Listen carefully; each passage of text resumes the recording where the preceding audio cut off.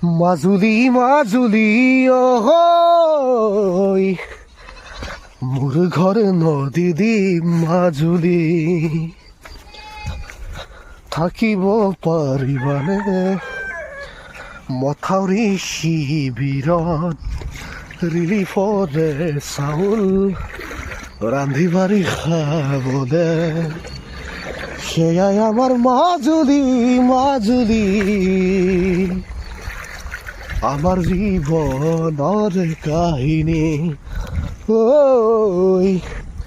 নদী দি মাজুলীৰ কাহিনী আগে কান্দে আপোন ঘৰ